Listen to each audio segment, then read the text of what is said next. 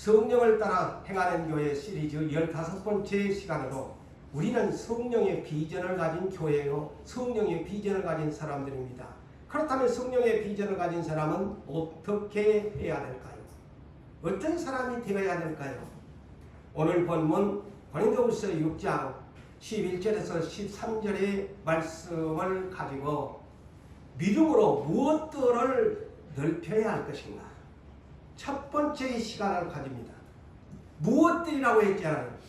오늘 내용은 그냥 마음 하나뿐인 줄 여러분들이 아시지만 앞으로 계속 무엇들을 넓혀야 하는 것인가? 성경적으로 성령의 비전의 사람은 가장 1순위가 마음을 넓혀야 합니다.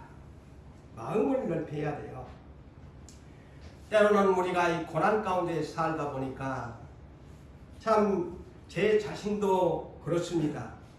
살다 보니까 때로는 내 자신이 위축되어지고 자신감도 없어지고 실패라는 이 단어 앞에서 모든 것을 잃어버린 상태가 되다 보니까 남들 앞에 서는 것조차도 남들과의 대화하는 것 아니도 우리 자신들이 위축되어지고 자신감도 없어지고 무슨 말을 어떻게 저 사람에게 해야 될지 무슨 말을 저 사람에게 해야 위로가 될지 때로는 막막할 때가 많지요. 그래서 그러다 보니 우리 마음이 소심한 사람들이 되어지고 소심한 사람들이 되어지고 누가 볼 때는 우리의 행동 반경이 좁아지는 사람이 될 수밖에 없습니다.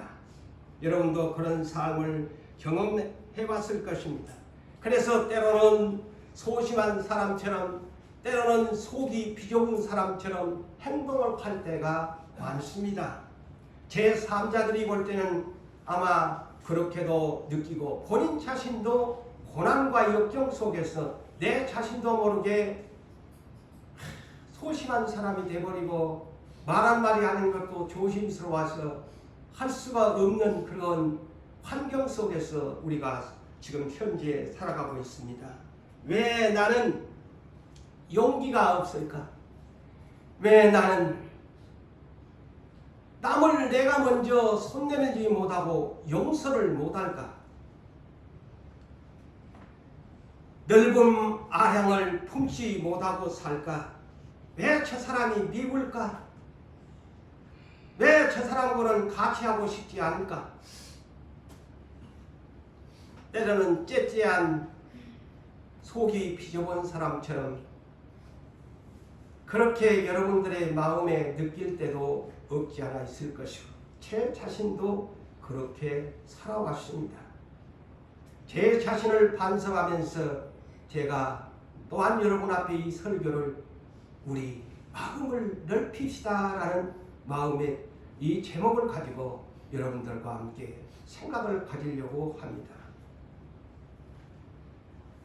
고난을 겪은 세월이 무색할 만큼 나는 용기가 없는 사람,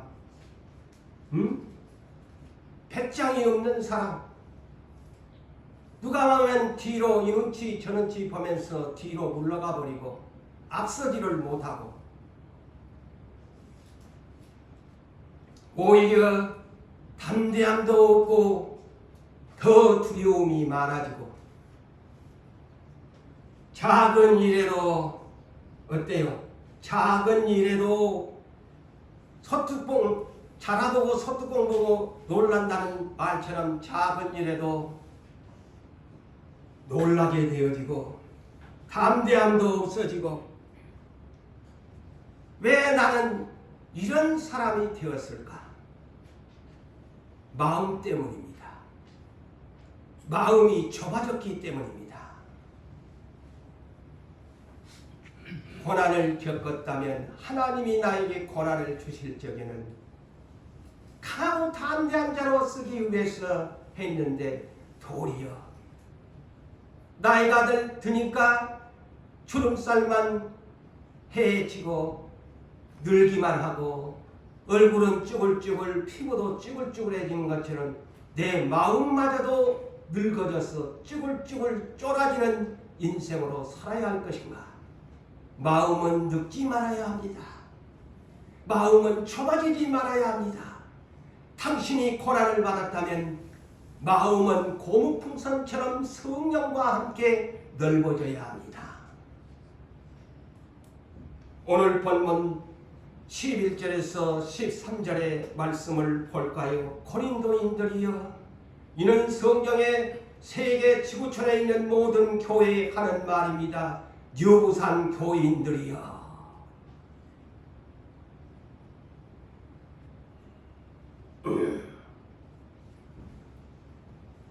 바울 사도는 여러분들을 향하여 하나님께서는 이렇게 말씀합니다. 너희를 향하여 우리의 입이 열리고 우리의 마음이 넓어졌으니.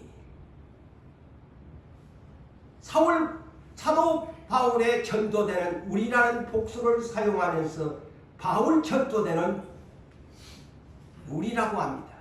우리의 마음은 넓어졌다. 입이 열렸다. 이 말은 숨김없이 너희에게 말을 하겠다는 뜻과 같습니다.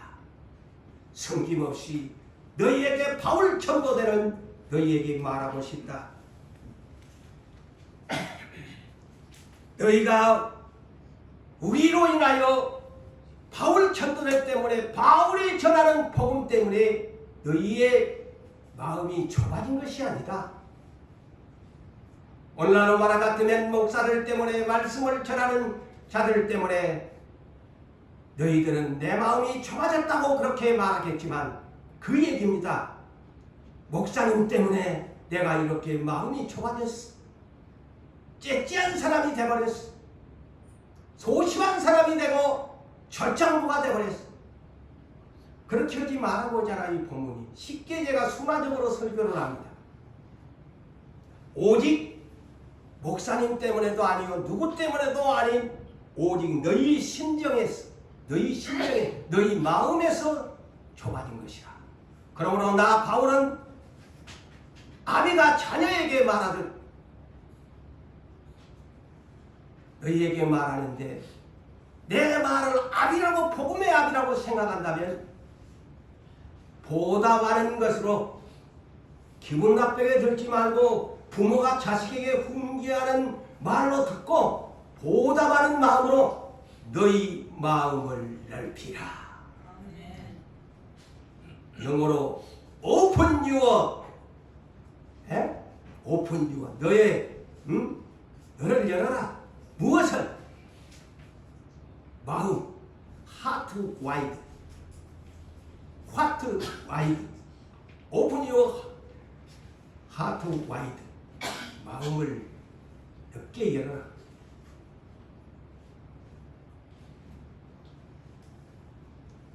그러므로 오늘 첫 번째 시간은 믿음으로 무엇들을 넓혀야 할 것인가?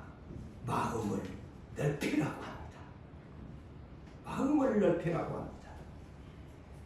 우리의 인생들은 보편적으로 좁은 길을 보면은 우리나라를 보지만은 고속도로 넓은 하이웨이를 건설하기를 원합니다. 좁은 길이 있으면 넓은 길로 확장하고 싶어 합니다. 그리고 소형 자동차를 운전하는 분들은 또 앞으로 내가 부지런히 일해서 넓은 대형 자가용으로 넓히고자 할 것입니다. 작은 집에 사는 사람은 큰 집으로 이사가고 싶고, 그래요, 안 그래요? 인생의 마음이 보편적으로 그래요. 작은 아파트의 평수를 살다가 넓은 아파트의 평수로 집을 넓혀서 가기를 원하는 것이 인생입니다. 그리고 적은 가게를 운영하는 사람은 더 넓은 확장된 그런 가게를 넓히고자 하고, 조그만 사무실에 있는 분들은 더 넓은 공간이 그런 사무실로 넓히기를 원하고, 또 어때요? 또 부동산을 산 사람도 더 많은 땅을, 부동산을 넓혀가기를 인생이 말할 것이요. 나이가 들어가니까 눈이 자꾸만 지난날에 젊었을 때는 눈도 이렇게 왕왕으로 같았는데 나이가 들다 보니까 눈이 처지고 적은 눈을 갖다 보니까 아이고 쌍꺼풀 수술을 해라도 눈에 좀 평수를 좀 넓혔으면 좋겠다 하는 게 인간의 마음 아니겠어요? 넓히고 싶어 합니다. 그러므로 여러분, 우리의 생각은 언제나 좁은 것보다는 넓은 것을 원합니다. 그런데 정작 우리는 마음을 넓히고자 하는 생각을 얼마나 가지셨나요? 하나님의 생각은 오늘 우리보다 육적인 것을 얘야 내가 너를 사랑하는데 너 육적인 것을 당연히 넓혀가는 것은 세상에 사는 인생의 목적에서 필수적인 것을 내가 안다. 그런데 네가 하나님의 나라에 들어오려면 정작 내가 원하는 생각은 너의 생각과 다르다. 너 마음을 좀 넓히면 좋겠다. 네 마음이 그렇게 소심하고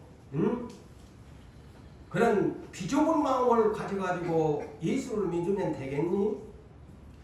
마음을 좀 넓혀라. 하나님 아버지는 그렇게 우리에게 요구하고 계십니다. 왜 마음 넓힐 생각은 안 하고 자꾸 세상 것에만 넓히려고만 그곳에 너의 인생의 목적을 걸고 목숨을 다하고 있나?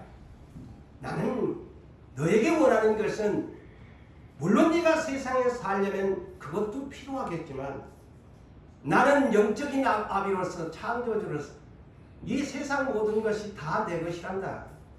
그런데 네가 정작 넓혀야 할 것은 나는 하나님 아버지로서 네가 자녀에게 말하는데 네 마음 좀 넓혀라. 마음 좀 넓혀라. 영어로 말할 것 같으면 open the heart, open the heart. 마음을 열어라는 겁니다. 그래서 계시록 3장 20절도 볼 것 같으면요, 이런 분들을 향해서 하는 말이에요. 그 라오디게아 교회는 7교회 중에 조금도 부족한 것이 없는 부작교회라고 기록하고 있습니다. 조금도 부족한 것이 없는 부작교회라고 기록하고 있어요. 그런데 계시록 3장 20절에 이 라오디게아 교회를 말하는 말씀인데 주님이 뭐라고 하십니까? 볼지어다 내가 문 밖에 서서 두드리노니 누구든지 내 음성을 듣고 문을 열면 내가 그에게로 들어가리라. 그런데 이 부작교회가 교회는 교회인데 하나님이 우리 주님이 볼 때는 문을 닫은 교회야. 전혀 예수가 들어올 수 없는 교회야. 참 충격적인 사실 아닙니까? 오늘 우리가 이렇게 예배를 드리고 있는데 예수님 당신의 이 성전에 와서 예배를 드리는데 무슨 그런 말씀을 하십니까? 라고 하는데 개개인들에게 하는 말이에요. 얘 아무개 고재훈 목사야. 네 마음의 문을 닫고 있구만. 내가 지금 재훈 목사야. 너 마음 문을 좀 열어라. 내가 밖에서 너에 대한 문을 안 두드리고 있는데 왜 안 열어주노? 응? Open the heart. 마음 문을 열어라. 마음 문을 닫아놓고서 예배를 드리면 못하겠니? 마음을 물고 억지로 찬송하면 못하겠니? 마음을 닫아놓고 헌금 마무리 갖다 주어도 아까워서 하면서 내까 말까 하다가 드리면 못하겠니? 그게 마음을 닫아버린 거예요. 안 할 수도 없고 억지로. 하나님은 자원하여 즐겨내는 자를 사랑한다 그랬죠. 예수님께서 씨 뿌리는 비유에서 이사야 6장 9절 이하에 있는 말씀을 인용하시면서 마태복음 13장 15절에서 이와 같이 이런 분들을 향하여 말씀하십니다. 이 백성들의 마음이 완악하여져서 그 귀는 듣기에 둔하고 눈은 감았으니 이는 눈으로 보고 귀로 듣고 마음으로 깨달아 돌이켜 내가 고침을 받을까 두려워하노라 하였느니라.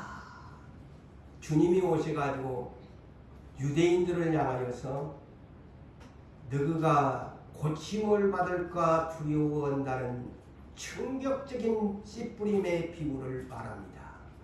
어느 선에서 하나님이 문 닫아버리면 마음 문이 절대 열려지지 않습니다.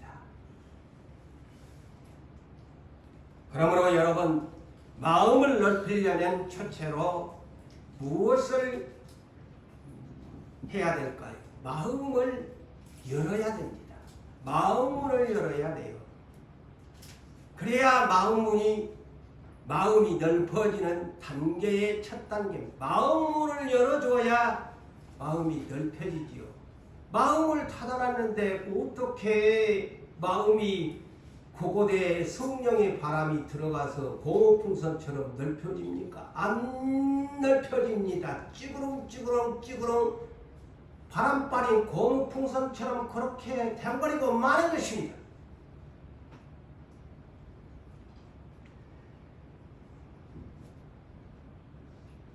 여러분, 이 마음이 신앙생활의 가장 우선순위에 체크를 하여야 할 장소입니다.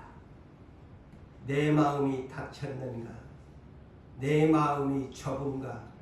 내 마음이 왜 비좁아졌는가? 왜 내 마음이 하나님에 대한 감정, 교회에 대한 감정이, 이웃에 대한 감정이 비좁아졌을까? 내가 마음문을 닫았기 때문입니다. 닫았기 때문입니다. 마음이 열려지지 아니하면 여러분이 가지고 있는 눈도, 귀도, 입도 열려지지 않습니다. 진실되게 열려지지 않습니다. 가장 신앙생활의 우선순위가 마음문이 열려져야, 오픈이 되어야만이 마음에서 동화작용이 일어나면서 서서히 내 육안이 영안으로 열려지고, 서서히 육적인 귀가 영적인 귀로 열려지고, 서서히 이 입이 성령의 감동을 받은 찬송이 즐거워지고, 기도가 즐거워지고, 이웃과의, 친구와의 우정의, 부부와 남편과의 사이도 사랑의 대화로 입이 열려집니다. 아멘. 아멘.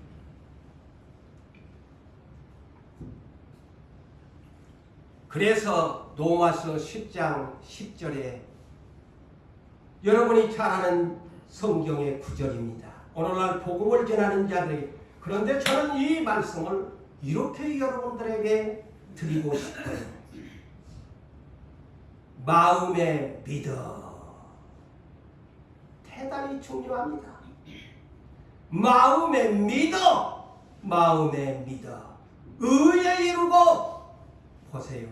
마음에 믿어질 때에 입으로 진실한 구원의 시인이 일어난다는 것입니다. 마음에 믿어지지 않으면 억지의 입술이 되고, 억지의 찬양이 되고, 억지의 기도가 됩니다. 자원하는 마음이 없어집니다. 그래서 우리의 마음이 대단한 중요한 영적인 장소입니다. 성령 충만했던 초대교회 7 집사 중에 대단한 분이죠. 사도들보다도 먼저 순교를 당하신 분이었습니다. 그분이 사도행전 7장 51절에 소심한 사람이 되지 아니하고 마음이 완전히 열려진 가운데 그가 이런 메시지를 전하지요. 형제들아 외치면서 목이 곧고, 목이 곧다는 말은 다른 표현으로 말하면 교만하다는 말이죠. 목이 곧다. 다른 표현은 교만한. 그 다음에 이 중요한 말씀을 전합니다. 마음과 귀에 할례를 받지 못한 사람들아, 그들은 듣기에 거북스러웠습니다. 그것 때문에 마음과 귀에 할례를 받지 못한 사람들이라고 하니까 그 소리가 속이 비좁은 그들은 돌로 스데반을 쳐서 죽여버렸습니다. 그걸 고깝게 듣는 것, 속이 비좁으면 모든 매사같이 들립니다. 하나님의 말씀도 없습니다. 여러분 진단해 보세요. 저 역시도 수십 년의 인생의 길을 걸어오면서 저도 경험했고 여러분들도 경험했을 것입니다. 내가 속이 비좁을 때에 남이 용서가 안 되고 미워지고 비판하게 되어지고 살아가고 싶은 마음이 없습니다. 그렇지만은 내 마음을 오픈시키면 예수님의 마음으로 변해갑니다. 우리는 예수를 믿는 까닭은 예수님의 마음을 품기 위해서 예수를 믿는 것입니다. 할렐루야. 네. 그런데 1년이 가도 수십 년을 믿어도 예수님의 마음이 없다면 나 고정 목사도 헛된 믿음으로 살았던 사람이에요. 용서가 없고 관용이 없고 폭력이 없고 모든 것을 너그럽게 받아들이지 못한다면 나의 수많은 세월의 고난은 헛된 고재훈 목사로 하나님 앞에 낙인 찍히고 맙니다.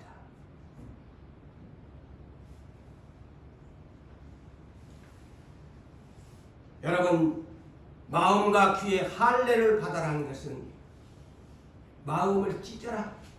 왜 네 마음 문을 굳게 닫아놓고 있노? 예수를 믿으면서 그 예수님도 못 들어오게, 주님의 말씀의 음성도 못 듣도록 왜 마음과 귀에 굳게 닫아놓고 이 한 시간도 그렇게 앉아있니? 거부감만 가지고 앉아있니?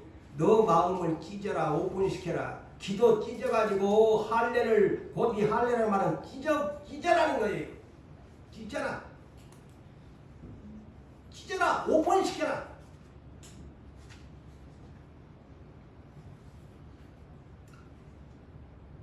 자, 하나님께서 12지파 가운데 마지막으로 남겨놓은 자손들, 이 자리에 고난 가운데 남은 자들 여러분들이요, 똑같은 처지입니다. 12지파 가운데 유다지파를 남겨놨습니다. 그런데 남기는 남았는데 이들이 마음으로 안 여는 거예요. 잘 들으셔야 됩니다. 이 설교를.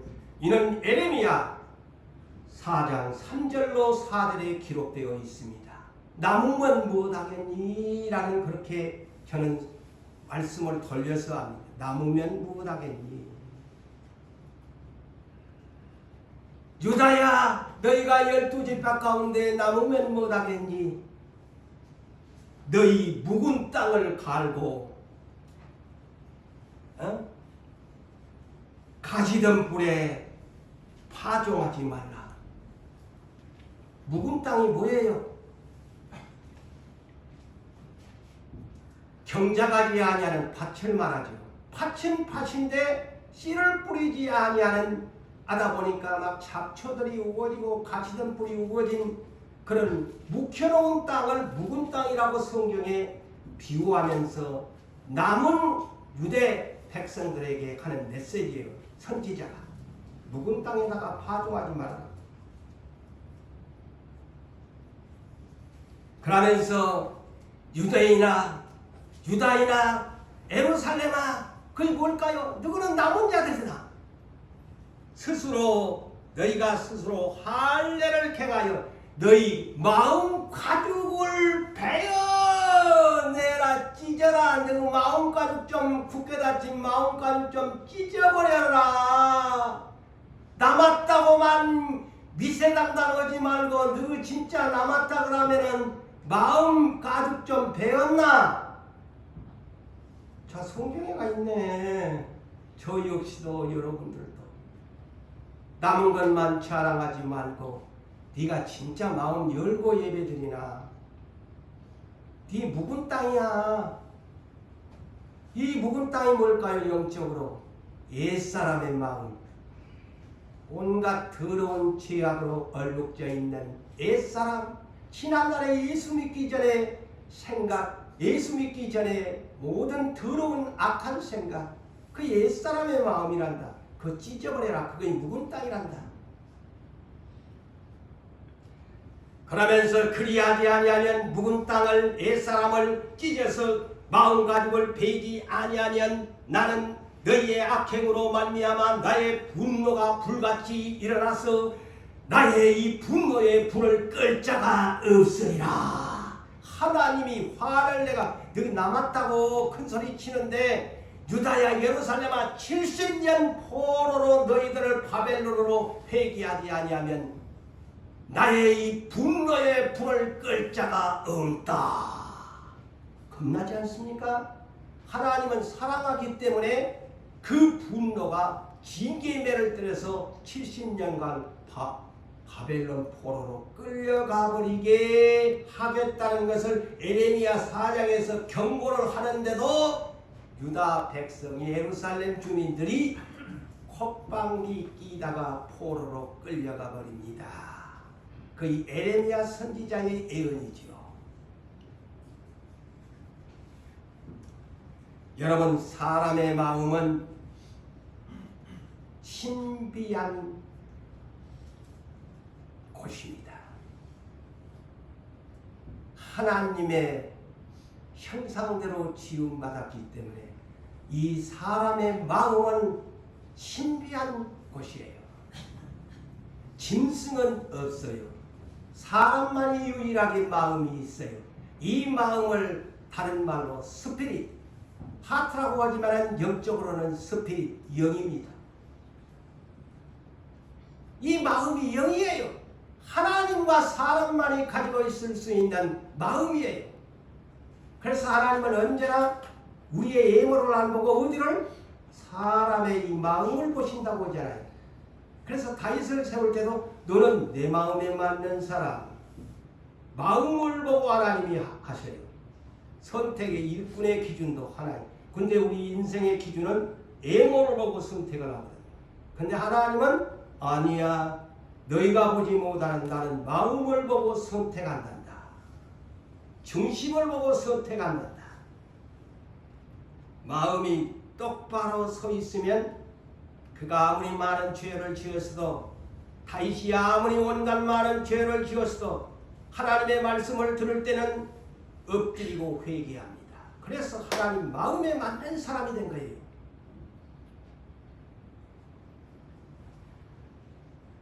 그래서 히브리서 4장 12절에 그 유명한 말씀이지요. 성경 66권을 압축한 성경 단어가 무엇이냐? 히브리서 4장 12절의 말씀이에요. 참고적으로 하세요. 다시 말씀해 드릴까요? 성경 66권의 말씀을 함축시킨 엑기스가 뭐냐?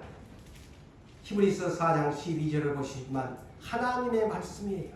하나님의 말씀은 어떤 말씀이냐? 살아 있을 뿐 아니라 활동력이 있는, 활력이 있는 그런 말씀인데 어디에 비유하느냐? 여러분들이 사용하는 칼은 한쪽에만 날이 있는데 하나님의 말씀은 성령의 검은 양날이 달렸다. 근데 엄청나게 예리하다. 그 양날이 달린 성령의 검 하나님의 말씀은 여러분들에게 말씀을 전할 때 가장 먼저 혼, 생명이죠. 그 다음에 영, 마음이에요. 영이라는 것이. 쉽게 제가 순화적으로 지금 설명하고, 이 영이라는 것은 마음을 말합니다. 그 다음에 관절, 골수, 이거는 육체. 그것을 또 영과 혼을 함축시켜서 영혼이라고 하지요. 그래서 사람은 속사람 영혼과 겉사람 육체 이렇게 또 구분합니다.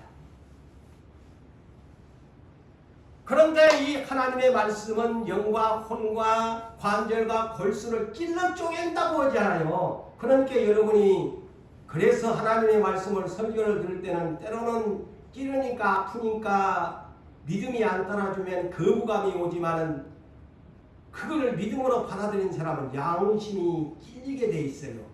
이 말씀이. 제가 이제 설명해 주잖아요. 찌른다고 하잖아요. 그 찌름을 받을 때 그래 내가 재민이 하는데 아이 저희 재훈 목사 설교는 듣고 싶지 않아 하면 그거 이게 반항심이야. 아시겠어요? 찔러주는데 하나님의 말씀 찔러주는데 반항심이 오면 그게 지금 그냥 튀쳐나가고 싶은 거야. 제가 쉽게 지금 여러분들에게 설명을 해주는 거예요. 그러면서 뭐까지? 자, 그 뒤에 내용이 더 중요해. 이 하나님의 말씀은 여러분들의 마음의 생각과 여러분들의 뜻, 여러분들의 계획을 잘했는가, 못했는가, 옳은가, 틀린가를 판단해주는 말씀이다. 할렐루야. 네. 그 말씀이야. 이 하나님의 말씀이라는 것이 네가 지금 마음에 생각하는 것이 옳은 건지 네가 세우고 네 뜻대로 세운 계획이 옳은 것인지를 하나님의 말씀을 들으면 네가 찌름을 받으니까 알게 돼. 그때 옳게 판단해야 돼. 근데 반항심 가지면 네만 손해야. 응?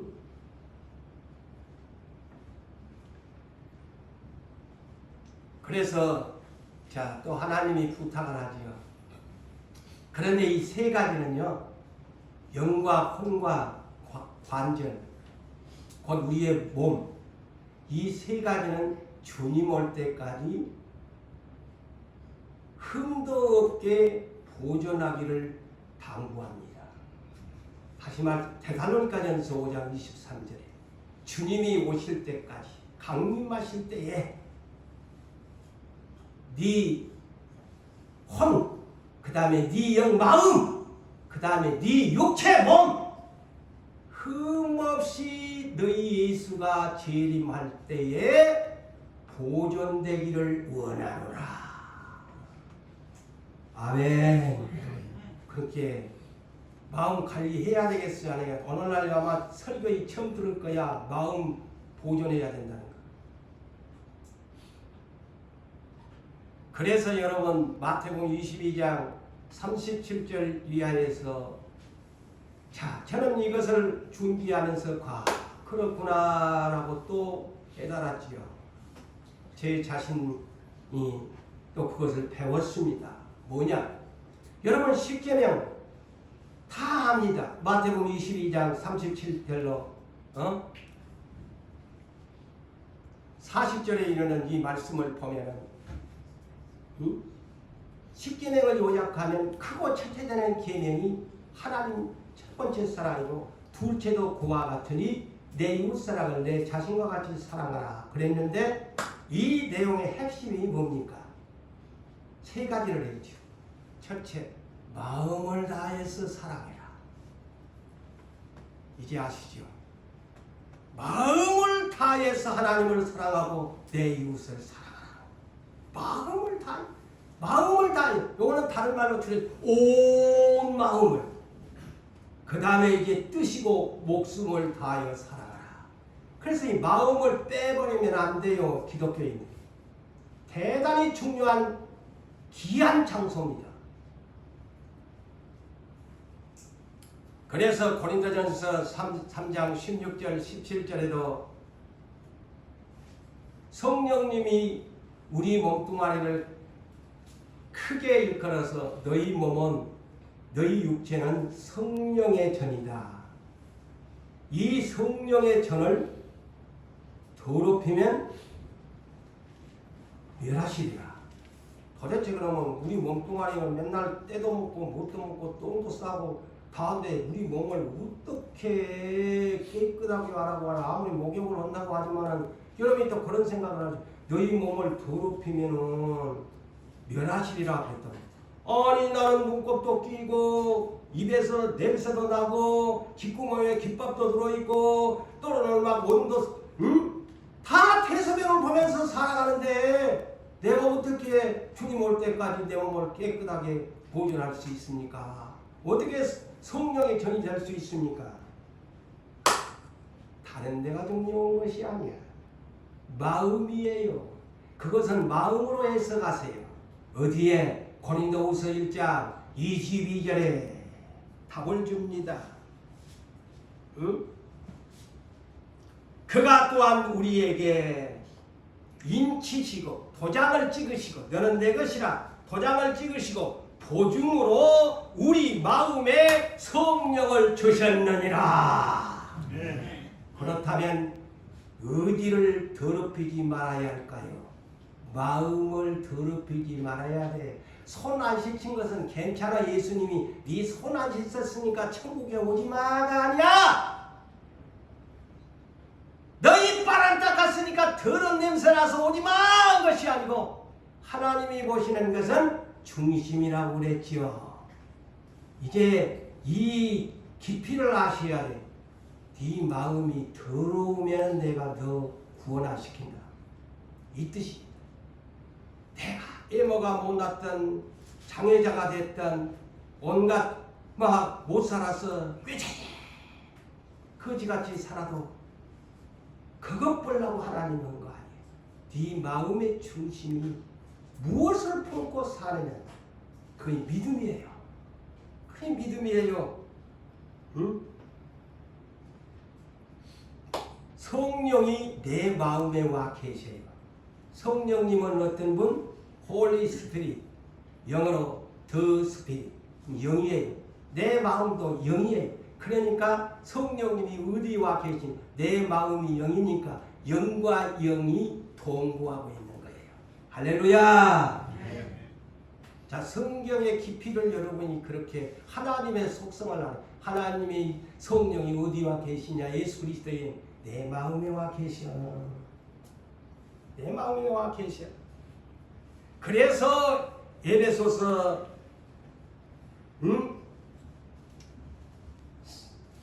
4장 30절에도 성령님이 네 안에 와 계시는데 성령 근심시키지 말라고 하잖아요. 성령을 근심시키면 안 된다. 근심시키는 것이 뭘까요? 자꾸 내 마음속에서 부정적인 생각, 악한적인 생각, 온갖 것을 하면 성령님은 거룩하신 분이신데 내 마음이 자꾸만 내 마음의 창고에 더러운 것들이만 가득 차면 성령님이 거룩하시고 깨끗하신 영이신데 어떻게 그분이 나와 함께 거하시고 싶었어요? 동거하고 싶지 않습니다. 내주하고 싶지 않습니다. 그래서 성령이 소멸되는 거예요. 내 마음 문을 활짝 열어놓고 진리의 영 성령님 환영합니다. 모셔드립니다. 나 같은 죄인 앞에 내가 오늘 또 마음 문을 열어놓고 당신과 함께 영원히 거하기를 원합니다. 감사합니다. 나 같은 죄인을 보증을 서주시다니, 나를 도장을 찍어주시다니, 내 마음에 성령님이 와 계시다니 얼마나 내가 감사한지요. 할렐루야며 그렇게 살면 성령님도 기분이 그냥 그래 내가 너와 함께 있으니 네가 나를 알아주니 내가 있을 만 너 곳에 있고 싶구나. 그걸 몰라주니까 성령님이야. 아이고 저 근육이 저 거식이 저거 아이고 내가 그냥 니만 생각하면 내가 있기는 있어야 되겠는데 마음속에는 뭔가 더러운 걸로 가득 차서 내가 너와 함께 오물 박스에 들어가 같이 있어야 되겠니? 나 나가고 싶어. 숨이 막혀. 아마 성령님이 그러신 탄식의 간구 소리를 들으시는 지혜로운 음성을 들으셔야 합니다. 그것이 영적 깊이를 깨닫는 사람이라고 생각을 합니다. 그래서요, 전에 한번 제가 일찍이 몇 년 전에 잠언 4장 23절을 설교한 바 있지요. 무릇 지킬 만한 것보다도 내 마음을 지키라. 왜 마음을 지켜야 되느냐? 오늘날 여러분 무엇 지키기를 원하세요? 재물 지키고 건강 지키고 자식 지키고 온갖 것 지키기를 원하는데 정작 마음에는 지키려고 누가 이 자리에 과연 나는 마음 지키기를 위해서 애썼습니다 하고 손 들어보세요. 에? 손 들어보시라니까. 나도 안 그랬다니까. 나도 안 그랬어. 지만 막 그랬나? 근데 나 솔직하게 나도 못 살았어. 근데 이 설교를 준비하면서 맞아. 자기 마음 지키려고 노력한 사람이 이 영어로 간단히 줄여서 하트 키퍼가 된 사람이 골키퍼는 있는데 하트 키퍼가 없어. 응? 하나님 나라에는 골키퍼가 중요한 것이 아니고 하트 키퍼가 중요한 거. 할렐루야. 하트 키퍼가 되셔야 돼. 내 마음에 불순물이 못 들어오도록 저 사탄의 꼴이 나지 못하도록 하트 키퍼가 되어야 된다니까. 왜 하트 키퍼가 되어야 할까요? 왜 내 마음을 지키는 사람이 되어야 할까요? 마음을 넓히는 사람은 두 번째로 마음을 비워야 합니다. 거기 넓히는 것입니다. 마음을 비워야 돼요. 그래서 갈라디아서 5장 16절 17절에 올 2025년 표의 주제지요. 성령을 따라 행하라. 그리하면 육체의 욕심을 이루지 아니하리라. 육체의 욕심을 이루지 아니하리라. 우리 안에는 육체의 소욕과 성령의 소욕이 시간마다 분마다 초마다 서로 대적한다고 했어요. 그래서 육체의 소욕이 이기느냐 성령의 소욕이 이기느냐의 날마다의 영적 전쟁이 어디에서? 내 마음판에서 이루어지고 있다.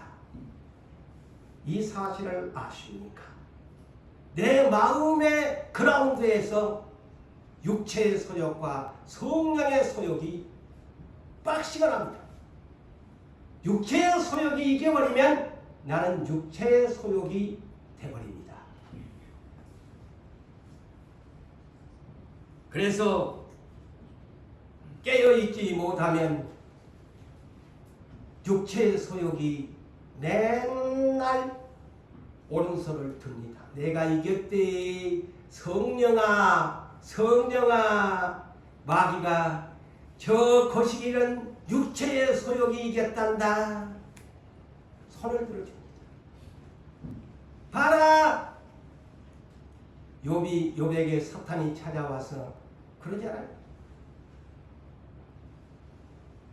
베드로전서 5장 8절과 9절에 근신하라 깨어라. 너희 대적 마귀가 우는 사자같이 두루 삼킬 자를 찾나니 너희는 차라리 믿음으로 대적하라고 합니다. 믿음으로 대적하라고 해요. 여러분 육체의 소욕이 이긴 자가 되어지면은 자동적으로 매일같이 나의 육체의 소욕이 성령의 소욕과 복싱을 하다가 성령의 소욕은 약해지면은 어떻게 되겠어요? 육체의 소욕만 나에게 강해지는 사람이 됩니다. 그런데 그것을 모르고 살아요. 감각이 없이 살아요. 그래서 데살로니가전서 5장 19절을 그래서 짝으로 인용을 들으셔야 돼요. 성령을 소멸하지 말라. 이 소리가 그 소리입니다. 네 육체의 소욕이 이겨지면 역으로 성령이 소멸된다. 네 안에서 자꾸 네 마음이 고무풍선이 되지 못하고 바람이 빠져가지고 육체의 소욕만 자꾸 넓어지고 성령의 소욕의 공간은 자꾸만 비좁아지면서 너는 밖으로 성령을 쫓아내는 것이야. 자, 이래가지고 이해가 안 됩니까? 그 얘기야. 이 성경적인 해석이. 자, 깨어있으려면 예수님처럼 살아야 돼요. 예수님은 말씀을 성령의 검을 무장하고 40일 동안 광야에서 기도로 무장하셨더니만 마귀가 육체의 소욕 세 가지를 육체의 소욕을 갖다가 복싱을 하자고 달려들지 않아요. 세 가지의 복싱 글러브를 끼고 예수야 나 오늘 육체의 소욕이 이기는가 성령의 소욕이 이기는가 한번 복싱하자 광야에서 대결을 펼쳤는데 예수님은 전혀 잡수시도 않았으면서도 성령의 소욕에 이끌려서 육체의 소욕을 단번에 3번 펀치에 케어 펀치를 날려버렸습니다. 할렐루야. 그게 재미진 해석이야. 그래서 야고보서 1장 15절에 욕심이 잉태한 즉 죄를 낳고 죄가 창성한 즉 사망을 낳느니라. 육체의 소욕 2자로 줄이면 욕심입니다. 더 그거에다가 업을 시키면 탐심으로 변합니다. 탐심은 뭐냐? 우상숭배다. 이 성경에 감추어진 내용이 그래요. 창세기 3장 4절에서 6절을 보니까 애 뺀 저 마귀놈이 입가에 미소를 띠고 천사의 얼굴처럼 가장을 하고 나타나가지고 그거 내 천사니까 과장한 얼굴로 나타나가지고 하와에게 반가운 듯 대화를 건넵니다. 친밀한 관계를 교제를 하기를 원합니다. 하와야, 대화의 문은 이 선악과에 대한 문제입니다. 먹어라. 하나님은 먹지 말라고 했지만 너는 먹으면 결코 안 죽어. 그러면서 뭐라고 하냐? 내가 그 선악과를 먹는 날에는 욕심에 대한 지금 시험을 하는 거예요. 먹는 날에는 너희의 눈이 밝아져서 하나님과 같이 되어 선악을 알 줄을 하나님이 아시리라. 거짓말을 합니다. 사탄이가 너희 눈이 밝아진다는 것, 육안이 밝아진다는 거야. 하나님을 보는 눈이 밝아진 것이 아니고 욕심을 불어넣으면 뭐가 눈이 밝아지냐? 육안이 밝아집니다. 제가 이 성경을 보니까 욕심이 내 안에 채워지면 영안은 자꾸 닫혀지고 육안이 밝아집니다. 마귀가 가셔서 너의 눈이 밝아. 그러니까 욕심이 탁 들어오면 육안이 밝아. 이야! 그러니까 하와가 나무를 육안이 밝아져서 본즉 먹은즉 보안즉 지혜롭게 할 만큼 탐스럽게 보인지라. 응? 여자가 그를 따먹고 자기 남편에게도 따다가 주어 먹으니 아담도 야, 그동안에 보았는데 나는 감히 따먹지를 못했는데 여자가 용감하게 따다 주니 여보 고맙소 하고 아담도 짭짭 냠냠 짭짭을 한 거야. 여러분, 이런 광경을 여러분 옛날 지나간 신라원에 대한 얘기로만 듣지 마세요. 불의를 행하면서 나는 내 남편 사랑한다, 내 아내 사랑한다, 하나님의 자식이 불법을 행하면서 아무리 돈을 벌어서 아무리 맛있는 보약을 갖다 주고 먹지 마세요. 한날에 사망의 사약을 받는 사람처럼 죽고 말지 않아요.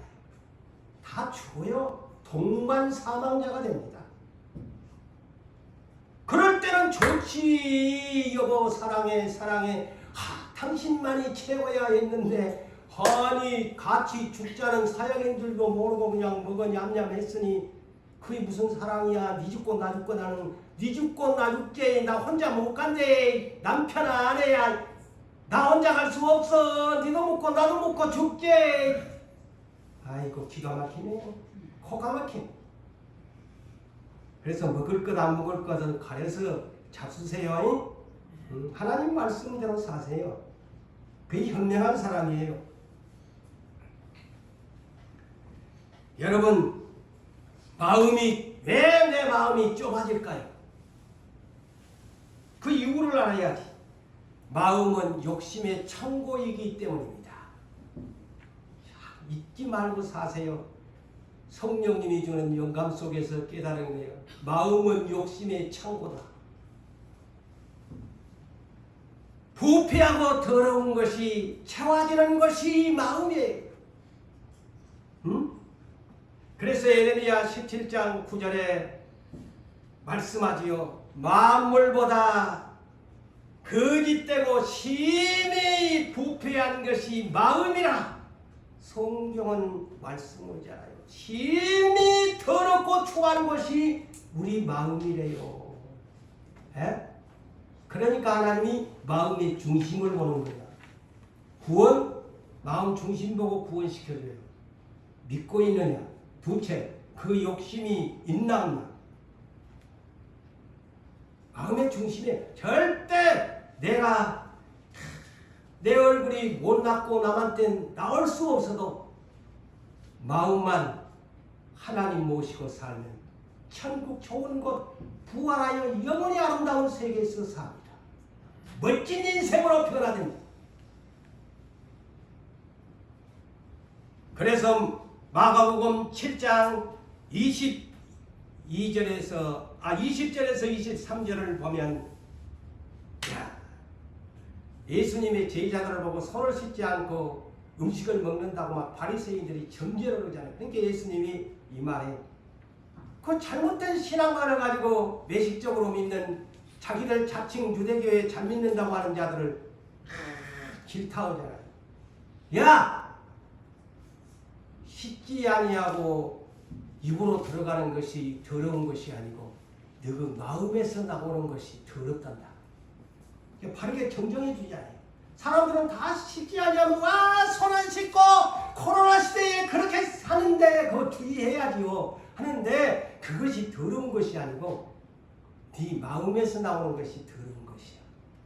그러면서 곧 사람의 마음에서 나오는 것은 악한 생각인데 그 악한 생각이 뭐냐? 음란하게 되어지고 도둑질하게 되어지고 살인하게 되어지고 간음하게 되어지고 탐욕을 부리게 되어지고 악독하게 되어지고 사기치게 되어지고 시기하게 되어지고 음탕하게 되어지고 질투하게 되어지고 비방하게 되어지고 교만하게 되어지고 마지막 우매함이니 우매라는 말은 짐승들에게 쓰는 단어 어리석다 미련하다 할 때 짐승을 우매한 짐승이라고 합니다. 짐승 같은 인간이 다 이 모든 악한 것이 다 마음속에서 나오는 것이야. 그래서 사도 바울이 예수님을 만나고 나서 완전히 180도로 변했지요.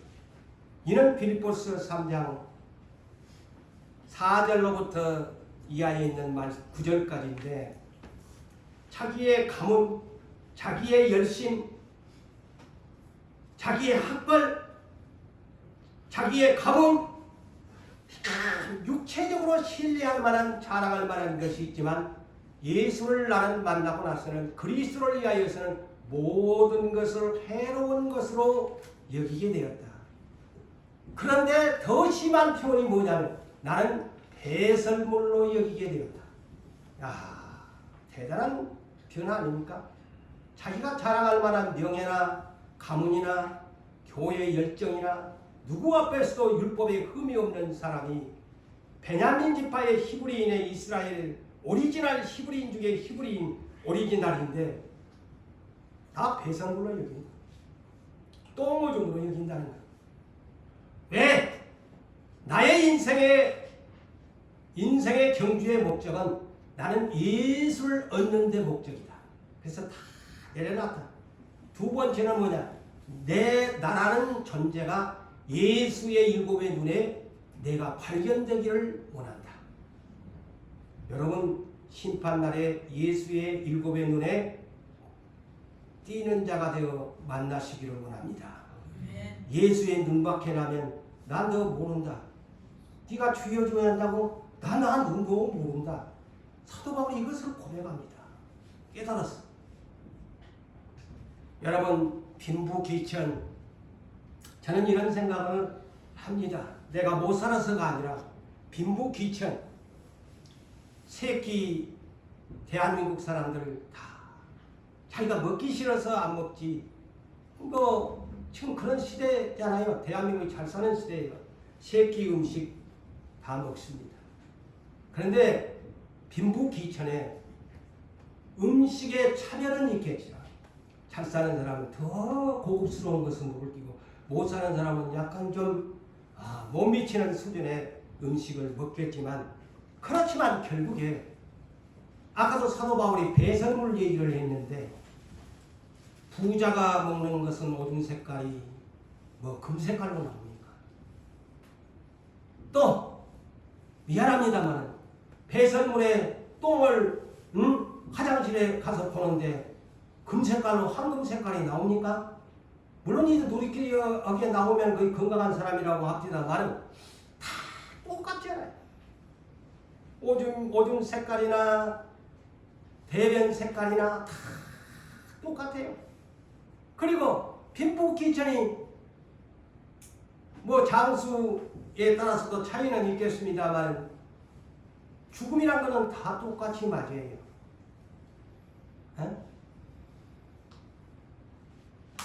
빈부귀천 똑같이 땅속으로 들어간 것 똑같이 아니합니까? 틀린 거이 뭐 있어요? 다만 빈부귀천에 차별이 하나 있는데, 그것은 고린도후서 5장 10절에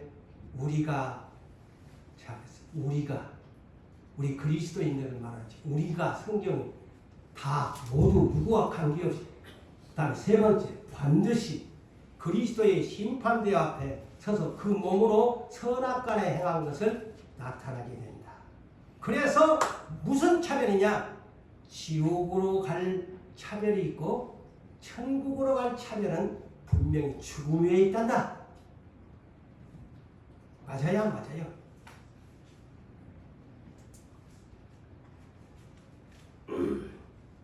그래서 빌립보서 2장 5절로 8절에 우리에게 예수의 마음을 품으라고 하지. 2장 5절에 그리스도 예수의 마음을 품어라. 이거 이 신앙의 키워드가 되어야 됩니다. 우리가 왜 예수를 믿나? 예수의 마음을, 오늘부터 유부산교회 성도 여러분, 나는 예수를 믿는 것은 예수의 마음을 품기 위해서 내가 예수를 믿습니다. 이 진정한 믿음의 고백인 것 같아요. 그래서 마음에 믿어 의에 이르고 입으로 시인하여 구원을 얻는 것이다. 예수의 마음. 빌립보서 2장 5절에서 8절에는 보편적으로 온유 겸손하다고 하는데, 저는 이 설교를 준비하면서 이거를 더 함축시키면 무엇이냐? 예수의 마음이 욕심 없는 마음이다. 그래서 자기를 비워 그랬잖아요. 종의 형체로 욕심을, 하나님이 동등된 것을 욕심을 다 버린 거예요. 우리는 보편적으로 온유 겸손하다고만 그걸 해석하는데, 저는 이 설교를 듣고 아니야, 그것도 맞는 얘기지만 자기를 비웠다는 것은, 자기를 낮추셨다는 것은 하나님의 그 엄청난 자리를 송두리째 바울이 그래서 이것을 보고 배설물로 여겼다 라는 거예요. 욕심을 비워버렸다. 사랑하는 성도 여러분, 나의 마음의 욕심을 비워지면 성령님이 나에게 바람을 불어넣습니다. 할렐루야. 욕심이 가득 채워지면 성령님이 계실 것이 없습니다. 내 욕심에 탐심이 가득 채워지게 되어지면 성령님이 있을 것이 없으니 맨날 저녁마다 성령 충만 주시옵소서 하지만 내 마음을 비우지 아니하면, 내 마음을 넓히지 아니하면 성령님이 거할 것이 없으니, 들어올 것이 없으니 문 밖에서 계실 수밖에 없네요. 성령을 채우시기를 원하신다면 욕심의 마음을 비우시고 성령님을 인정하고 환영하고 모셔드리기를 원합니다. 그리하면 어느 날 성령은 불같이 여러분들에게 강같이 바람과 같이 불의 혀같이 여러분들을 역사하실 것입니다.